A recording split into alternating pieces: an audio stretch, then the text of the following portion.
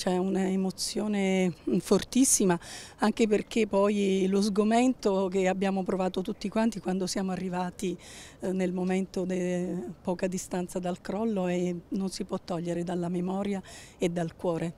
E quindi insomma in questo momento veniamo qui con una grande emozione, con un grande diciamo sentimenti che non riesco poi a descrivere fino in fondo, ma quella che è lo sgomento si rinnova in questo momento. C'è stato un lavoro intenso da parte di tutti quanti, di tutte le istituzioni. Io non posso che ringraziare i vigili del fuoco, le forze di polizia, i volontari, il personale sanitario che hanno lavorato con una passione e un'intensità grandissima. E poi c'è diciamo, tutta la città che si è raccolta attorno agli sfollati, ma soprattutto ai familiari delle vittime.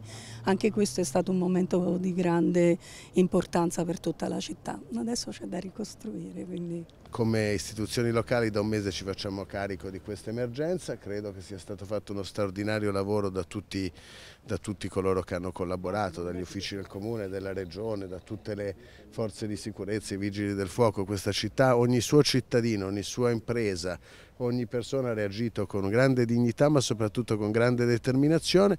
Quello che abbiamo chiesto al governo, e sono certo che sarà ascoltato, è di poter continuare con questa strada cercando di avere tutti gli aiuti possibili, cercando di non avere nessuno dei disturbi che possano in qualche modo distrarci da questo compito. Per noi il compito è aprire il ponte, qualsiasi cosa ci aiuti ad aprirlo un minuto prima è assolutamente benvenuto, qualsiasi cosa ci ritardi di un minuto quel ponte sarà il nostro nemico peggiore.